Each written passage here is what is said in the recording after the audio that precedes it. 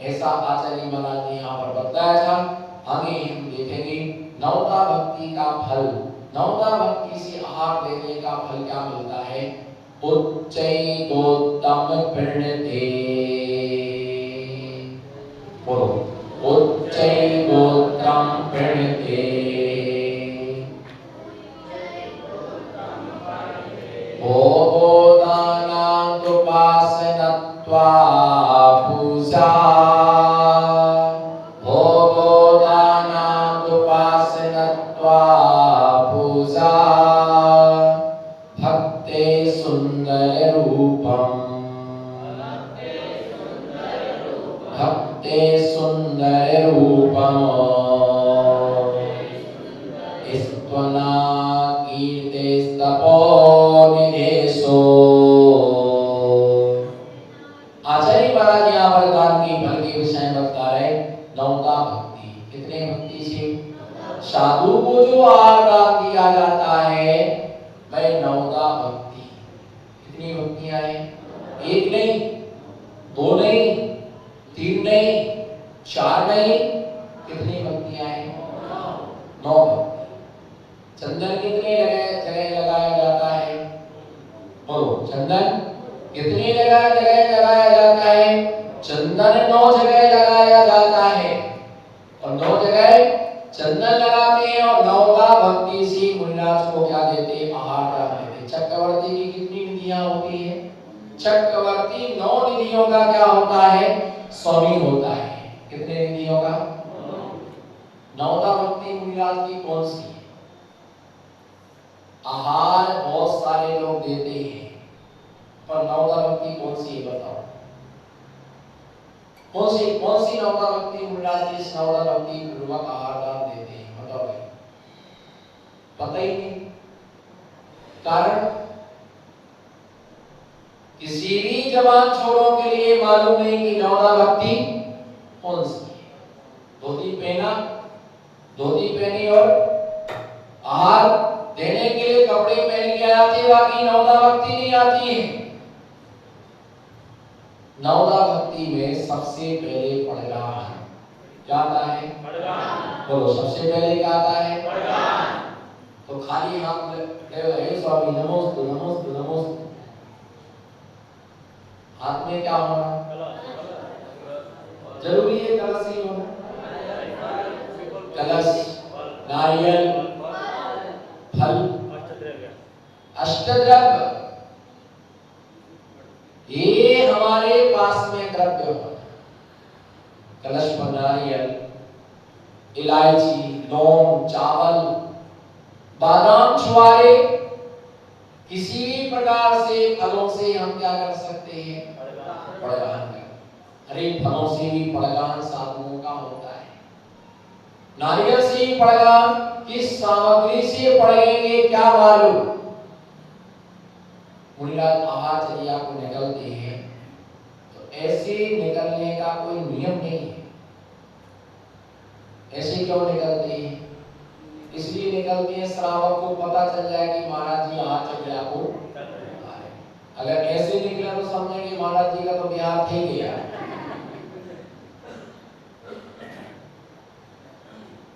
अब लोगों की मानसिकता देखो, वो साधु ऐसे भी आहार को निकलते, एक हाथ में पीछी, एक हाथ में कमंडल, ऐसे भी आहार को निकलते हैं।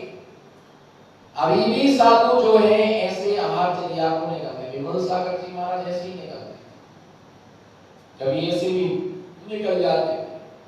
सन्मत सागर जी महाराज भी ऐसे कभी हाथ में पीछी कमंडल लेकर के निकल जाते थे, कभी मुद्रा लेकर के भी निकलते थे। हम लोग भी कभी कभी ऐसा निकलते, कभी ऐसे भी निकल जाते। दोनों प्रकार की परंपराएं वर्तमान में चल रही है पर इसमें कोई पंथवाद नहीं है। मालूम तो अल्प बुद्धि वाले क्या करते हैं, क्या बोलते हैं? जो ऐसे आहारचर्या को निकले वो तेरा पंथी है। क्या बोलो? मूर्ख शिरोमणि क्या कहता है? ऐसे आहार को निकले वो तेरा पंथी। और एक हाथ में पिछी कमंडल लेकर के निकले वो विष्णु। अब शास्त्रों का ज्ञान तो होता नहीं है और लोग अपने अपने हिसाब से गणित लगाते हैं। मूलाचार की जो व्यवस्था है, रहस्य की बात है, समझने का पुरुषार्थ करोगे तो समझ में आए। लोग बोलते समझ में नहीं आया, बोलो बोलो समझ में नहीं आया, समझ में नहीं आया। हाँ तो भाव ना, समझ में नहीं आया। तो कई लोग बोलते हैं प्रवचन समझ में नहीं आता, दो नहीं आते, समझ में, हाँ कोई तो समझ में नहीं आया, बोलो समझ में। तो भूमि से निर्माण नहीं होगा, निर्माण तो तब तो वो समझने से ही होगा। कितने भी मनोरंजन समझ लो, कितने भी चुटकुले सुन लो, कितने भी भजन संध्या कर लो, कितने भी मुक्तक गा लो, कितने भी भजन गा लेना है ना, कितने भी कवि सम्मेलन करा लो। अभी समाज से अगर प्रस्ताव रखें कि भक्तामर शिविर करना है, कोई विधान करना, तो समाज हट जाता नहीं, नहीं हमारी गुंजाइश नहीं है। मुझे 50 छोले छोले इकट्ठे होकर के ना 5-5 हजार रुपए इकट्ठे करके 5 लाख रुपए इकट्ठा करके कवि सम्मेलन कराएंगे, है ना। वो कवि आएंगे, मंच लगेंगे, पांडाल लगेगा, कई समाज की विडंबना हो, तंबाकू खाएंगे, बीड़ी पिएंगे, सिगरेट पिएंगे, कवित्रियों के साथ में है, 17 प्रकार के कर्म करेंगे और कोई ने सुना नहीं, ताली ठोकी, बस मजा आ गया। युवा मंडल ने बहुत बढ़िया कार्यक्रम कराया, 5 लाख रुपया निर्माण की मिला। क्या मिला? जितने उनने भजन गाए 2-4 तो हम ही गा दिए,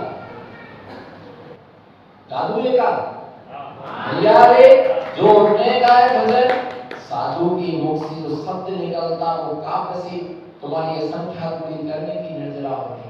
तुम्हें साथी से पुण्य का संचय हो रहा है, तुम महान पुण्य कर रहे हो। तो भगवान महावीर स्वामी की वाणी के लिए तुम सुन रहे हो, मेरा तुमको मालूम है कि मैं आचार्य महाराज के सामने बैठा हूँ, तुमको इस चीज का भान है कि मैं धर्म सभा में बैठा हूँ, मैं प्रवचन सुनने के लिए आया हूँ। और प्रवचन की बात वाणी स्तुति होती है, पर कविताएं सुनने की बात क्या होता है? 5 लाख रुपया निर्माण की, उस पैसा तुम्हारा चला गया, पर लाभ तुम्हें, लाभ तुम्हारे लिए कुछ भी प्राप्त नहीं हुआ है। बस यही तुम अपने जीवन में ध्यान रख करके चलना, ये मान करके चलना, समाज का पैसा फालतू जगह बहुत जाता है। किसी सिंगर को आपने बुलाया, गायक को तुमने बुलाया और तुमने बहुत बड़ा तुमने गायन करवाया, बहुत उसने गीत गाए, 10 लाख रुपए वो तुम्हारे पास में से लेके गया, तुमने क्या किया? ये दान नहीं है, कोई आवश्यकता नहीं है। बोलो कोई आवश्यकता नहीं है, कोई आवश्यकता नहीं है ना, कोई आवश्यकता नहीं है यहाँ पर, है ना, आपके लिए ये सब करने की। नमो सिद्धार्थ, आइकों के बराबर होना की रखो, कोई आवश्यकता नहीं है ये सब पंचायत करने की। अरे मुनियों को ठहराओ, मुनियों के द्वारा शिविर, एक कवि सम्मेलन में क्या रखा है? ये प्रभावना की अंग नहीं है, ये बर्बादी की अंग है। बोलो ये बोलो। कई बार युवा की और बुजुर्ग की क्यों नहीं बनती है? ओ युवा की और बुजुर्ग की, बुजुर्ग इसीलिए मना करते, ठगुओं को क्यों बुला रहा है तुम्हें कवि सम्मेलन कराने के? वो मना करता है, वो तुम्हारा खून खोलता है। एक गायिका को बुला के लाए, 5 लाख रुपए ले गई, 2 भजन गाए, टे टे टे टे टे टे टे टे टे टे टे टे, जो ना बोले उसे अनुराधा पौडवाल की कसम, तो टे टे टे टे 2 भजन गाए और तुमने बस इन छोकरियों ने वाह वाह वाह वाह वाह बहुत बढ़िया बहुत बढ़िया, है चाहिए क्या? महाराज जी की जो देशना होती है वो संयमी के लिए होती है, त्याग के लिए होती है, उज्जवल भविष्य के लिए होती है। तुमने 10 लाख रुपए खर्च कर दिया, इससे साहित्य प्रकाशन करा दी, कितना अच्छा। कभी सम्मेलन में पैसा डाला, तुमने क्या मिला उसके लिए? मैं तो हमेशा मना करता, कोई आवश्यकता नहीं है, कोई भजन गायिका को बुलाने की जरूरत नहीं है, कोई नाटक मंडली को बुलाने की जरूरत नहीं है। आप विधान करो, सर्कस मत खोलो, यहाँ विधान करना सर्कस नहीं खोलना। अगर साधु के लिए साधु आ जाएगा तो समाज विहार कराने को रोती है।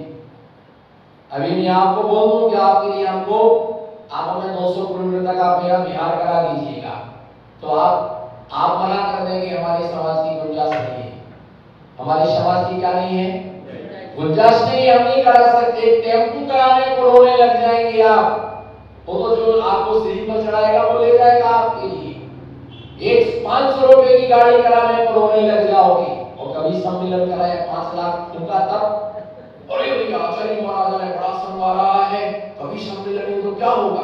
तो इसीलिए 10 लाख रुपए और समाज की बहुत बड़ी नाम ऊंची होती है। वाह, इतने छोटे समाज ने 1 करोड़ रुपए खर्च करके कभी सम्मेलन कराया, पर मिला बोलो क्या मिला? जिसने कराया उसने पाप का बंधन किया, जिसने कराया, जिसने पैसा दिया उसने भी करने का बंधन किया, क्योंकि तुमने समाज का दान का पैसा तुमने बर्बाद किया। इसलिए भैया प्रवचन महत्वशाली है, कवि सम्मेलन महत्वशाली नहीं है। बोलो प्रवचन महत्वशाली है, कवि सम्मेलन महत्वशाली। भजन से क्या होता? 2 मिनट गाया, वो तो भजन का मतलब होता है गुड़िया का बाल, बुढ़ी का बाल, जानते हो बुढ़ी का बाल कैसा होता है? लगो जीभ पर गुटका, पता ही नहीं चला कि बस जीभ लाल हो जाने पर पता चलता कि बुढ़ी का बाल खाया, बस बाकी उसमें कुछ नहीं मिलता है।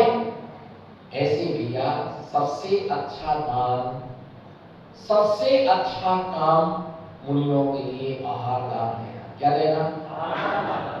सबसे अच्छा क्या है? आहार दान। पड़गान मुनिराज कैसे आहार को जाते हैं? मुद्रा लेकर के जाते हैं। इससे मुद्रा है, सेम वृत्ति है। कौन सी वृत्ति है? इस सेम वृत्ति होती है, उस सेम वृत्ति से जाते हैं। दूसरा ये कि ऐसा लेने की आवश्यकता नहीं है। एक हाथ में पीछी, एक हाथ में कमंडल लेकर के आहारचर्या को निकलते हैं। उसका हेतु ये है कि धूप से छाया में जाना है तो पिछिका से पहले परिमार्जन करो। उष्ण गर्म शरीर है, छाया में जाओगे उन जीवों की हिंसा होगी, फिर छाया से धूप में उन जीवों की हिंसा होगी। लाल मिट्टी से काले मिट्टी में जाना, पैरों का परिमार्जन कीजिएगा। इसलिए वो साधन वेश से जाते तो श्रावक में पड़ गया, वहां पर ऐसी मुद्रा को क्या कर लेना, ले लेना। तो ये क्या है? सबसे पहला पड़गान। पड़गान का मतलब क्या होता है? हे स्वामी, बोलो हे स्वामी, नमोस्तु नमोस्तु नमोस्तु, आत्रो आत्रो आत्रो, तिष्ठो तिष्ठो तिष्ठो, ऐसा करके हम पड़गान करते हैं। और पड़गाने को पहले से खड़ा होना।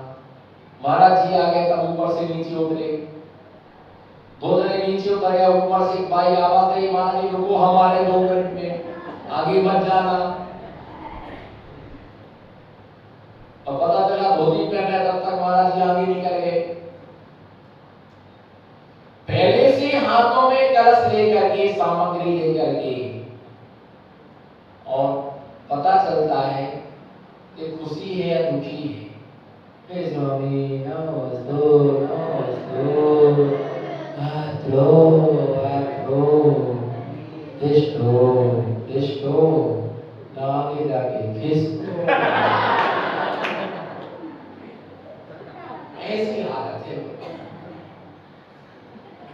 शंकरलाल जी क्या विचार है आपका?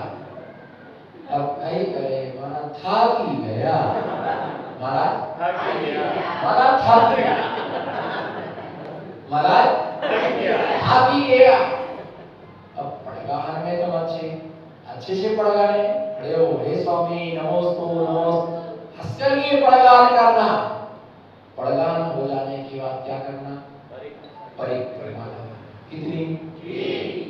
जितनी भावना, 3 5 3 5 7 बोलो 9 11, हाँ बोलो आगे बढ़ाओ, 21 25 27 54 108।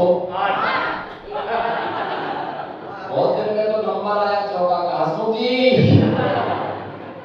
हम तो एक बार परिक्रमा लगाए, बिल्कुल एकदम लाल गरम, और क्या भैया आराम से महाराज जी की परिक्रमा लगा रहे। और क्या बोल रहे महाराज जी? समता भाव रखना।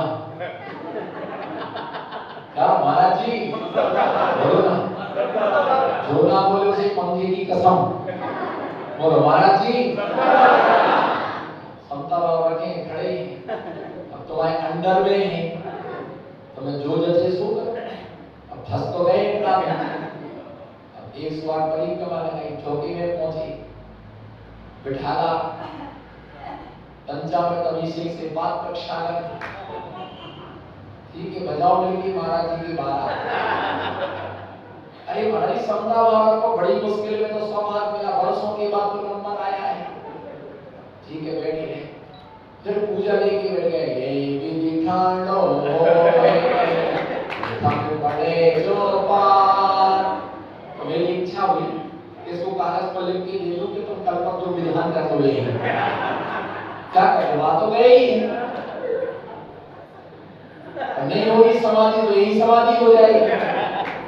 अब तुम 108 तो तुमने परिक्रमा लगाई, पंचामृत अभिषेक से पाद प्रक्षालन किया, 1.5 घंटा तो 11:30 पौने 12 तो इसी में बज गए। और ऐसा हाथ रख के बैठे, बोले दर्द हो रहा तो स्टूल लगा दे नीचे। अरे बाबा स्टूल मत लगाओ, जो मुद्रा खुलवाओ। अरे मां जी पूजा तो कर लेने दो, विनय पाठ पूरा, बंदो पांचों परम गुरु, ओम जय जय निश्चय नमो यंता मा पवित्रा पवित्रोवा। मैंने हो गया तो कल्याण। फिर केवल रानी किरणों की पूजा लेके बैठे।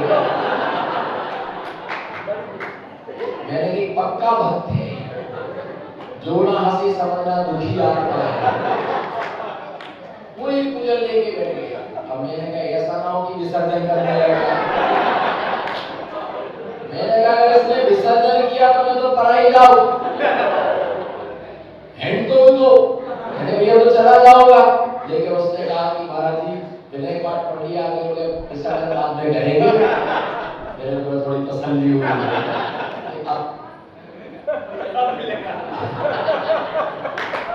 क्या नाम मिलेगा, तो जब नहीं कहना तो पगार की इसलिए किया। हमने तसल्ली में ये ठीक है भाई, हम बैठे रहे। अब थाली बड़ी मुश्किल में लाई, थाली लिया तो सबसे पहले लौकी की सब्जी, मैंने गई भैंस, फिर मूंग की दाल, और बस 2 चीज ही आई। उसके बाद में इतनी तो तपस्या की, घंटे में बैठे ही तो हो सकता हमने कहा बढ़िया बढ़िया माल मिलेगा। महाराज जी क्या सोचते आहार करते समय,